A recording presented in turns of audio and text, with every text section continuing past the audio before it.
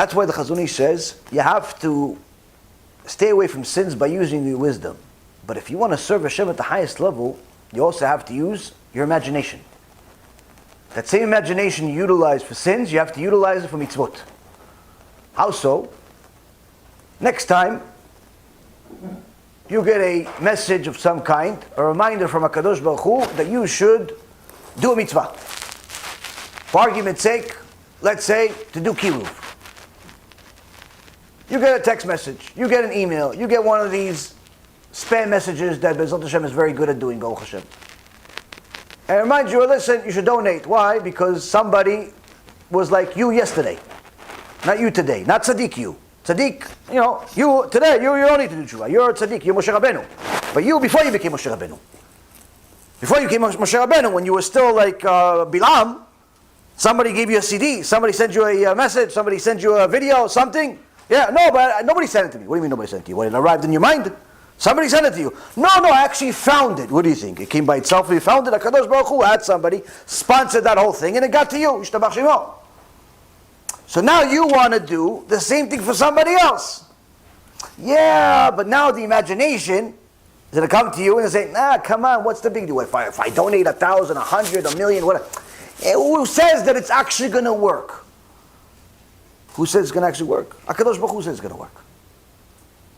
HaKadosh Baruch Hu is going to say it's going to work. Nobody in the history of mankind has ever done a mitzvah and lost out of it. But many times the Satan will tell you, don't do it. Why? Maybe it's not going to work. Maybe they'll get offended. Maybe you're just wasting your time. Maybe this, maybe that. But when it comes to a sin, it's always going to work out for the mitzvah. But when it comes to a mitzvah, always that. So you have to use your imagination. You have to think about it. Listen, okay, so let's say I'm going to sponsor 1,000 CDs. I'm going to do $1,000, whatever it is. 1,000 clips, 1,000 CDs, 1,000 links, whatever it is. Okay? Out of the 1,000, you have to look at it as a marketing expert. If you're not, I'll help you. 1,000 you're spending, 900 is going in the garbage. 900. 1,000, 900 is going in the garbage. Don't worry. We're still in good shape though. Out of 1,000, 900 is going in the garbage. It's really not. It's really less than that. But we'll go extreme because we like to be extreme. 900 is going in the garbage. Right? You got 100 left. Out of the 100, 20. 100 going to listen, right? But only 20 going to do tshuva. 20. Out of the 20, one of them, either he or she or their son, becomes Talmid Chacham. One. Now those 20 that you got to do tshuva, every single mitzvah they ever do for the rest of their life, them, their family, their friends, anyone that they influence themselves goes into your account. That means the average Jew does 20, 30, 40, 50,000 mitzvot every single week, every single day. Depends on how much Torah he learns, all goes into your account. That means that every single day, ching, your account goes up more from them than it does from you. But on top of that, you have one guy, out of the whole 1,000, one guy actually becomes Talmid Chacham, all learns in a kollel. He doesn't become a Rav Ephraim, he doesn't become a Rav Ovadia, he doesn't become a Sameh Tzedek. You're never going to hear about him. But he learns all day. He goes, he learns, Rashi says this, Tosfot said this, Abaye, he learns all day. Every single second this person's alive is a mitzvah practically. Why? Because he learns Torah non-stop. Every single letter, he reads in the Torah, in the Gemara, in the Poskim, anything else, every single letter is a mitzvah. That means that on an average day, he does over 600,000 mitzvot. Some say much more.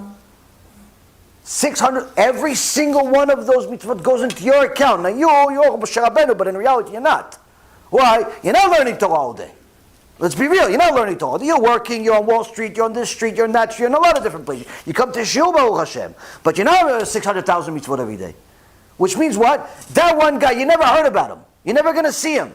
He's making you more spiritual money than you're ever going to make for yourself. And that's all off of 1,000. You have to use your imagination for this. Why? Without an imagination, you would have never arrived at this conclusion. Now, if that's hard for you, I'm going to give you a real life story. A real life story of someone that found one of the most popular yeshivot for American Jews, for the Anglo Jew in the world, Rav Noah Weinberg, who said that the only thing that we could ever do as a people, Jew or Noahide, the only thing that we could ever do as a people for Hashem, is to help his kids come home, to help his kids do tshuva. But you should know that no effort ever goes wasted.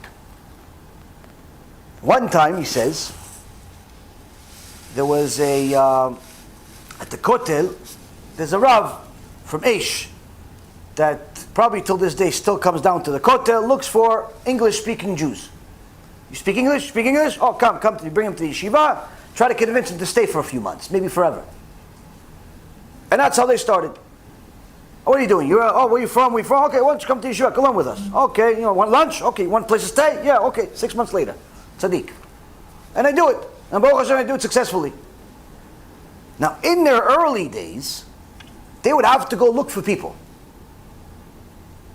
One day, one of the rabbis over there, who's not mentioned by name, they just give the initials Mem Samech, or Mem Shin, MS. He went down to the Kotel, and he saw a young guy. What's your name? What's your name? Yeah, listen. What do you do? Well, I go to university, one of the top Ivy League schools in America. Smart kid. You want to come learn with us a little bit, see how good your brain is? Sure, why not? Goes upstairs, starts learning with them. Before you know it, 6 months later, he's still learning with them. 6 months later, this Rav is sitting with them every single day for 6 months. 6 months investment into a complete stranger. Learning with them. Gemara, this, that, tu. The kid doesn't know anything from day one. Nothing. After 6 months, knows a few things. After 6 months, the kid says, okay, listen, Rabbi, I got to go. Where are you going? I got to go back home in America. No, come on, you got to stay. No, listen, my parents are calling me, I got to go. I got to go. Yeah, who's your parents? 6 months they're learning. You never asked them about his parents. Who cares about your parents? You're learning Torah right now. Oh, my parents, this. What? Find out. He's a Christian. The kid's Christian. He's not a Jew. The rabbi doesn't know what hole to dig himself in. He says, for 6 months I invested of my life teaching a guy who doesn't have to learn Torah b'chlal. Okay, teacher maybe to convert. If he wants to convert, he asks him, do you want to convert? He goes, no, Rabbi, I don't want to convert. It's too hard. I'm going to be a Noahide. Definitely abandon falsianity. I know for sure it's complete nonsense. I'm going to be a Noahide, but I can't convert. It's too much for me. What? I don't know. If I say this, then the rabbi says this, and the rabbi, I can never do it. I can never. But I'll do a Noahide. So I can't force the guy to convert. Okay, but the rabbi says, how could it be? How could HaKadosh Baruch Hu do this to me? Like, what happened? 6 months, you could give me a Jew at least. Give me a Jew, teach him, even if he leaves 6 months, at least he learned Torah. He's obligated to learn Torah. The rabbi cried over this. Didn't know what happened. What did I do? Maybe I made a sin. Maybe Hashem doesn't want my Torah. Maybe this, maybe that. I don't know what happened. But life goes on. 10 years later, one day, young kid comes to the yeshiva. Hello? Yeah, I'm here and I want to learn Torah. Oh yeah? You want to learn Torah? Who are you? I'm such and such. Okay, sure, have a seat. American kid wants to learn. Have a seat, start learning. A few minutes later, yeah, hello? Yeah, hi, how are you? You guys learn Torah here? Yeah, can I learn? Sure, where you from? America. Okay, yeah, have a seat. A couple days later, hello? Yeah, we're here. Can we learn Torah with you? Who are you? We're from the university such and such. Okay. Again. For 2 weeks straight, kids are coming in. At one point, after they have a whole group of American kids, the Rav comes to them, he says, who are you? How do you guys know? How did you guys find out about this yeshiva? We don't advertise. We have no budget for advertising. We don't advertise. How did you even hear about us? Usually we go and find kids in the kotel. We find them. How did you guys find us? Oh, that's easy. Rabbi, that's our professor. Who? Who's your professor? Oh, Professor such and such. Okay, you have his phone number? Yeah, call him. They call him, hi, professor? Yeah. You Jewish? No, I'm not Jewish. So can you do us a favor and explain to us, why are all your kids in my yeshiva over here? He goes, oh, that's easy. I learned with the rabbi 10 years ago, and I realized that's where the emet is.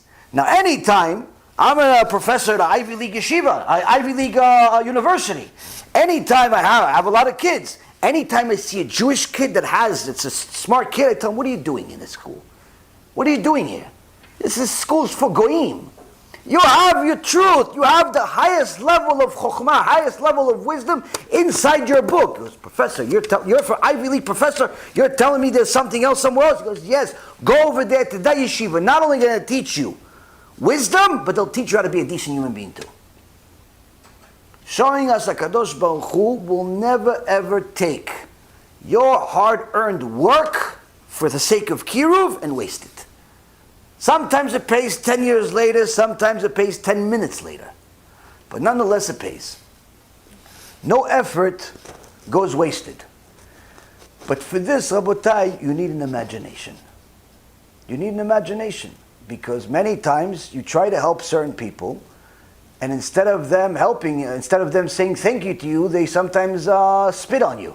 They sometimes curse you. They sometimes reject you. They sometimes do all types of things that you thought is the opposite of what they were doing. At the very least, just say thank you. Or you know what? Better yet, don't say anything. But that's not how it works.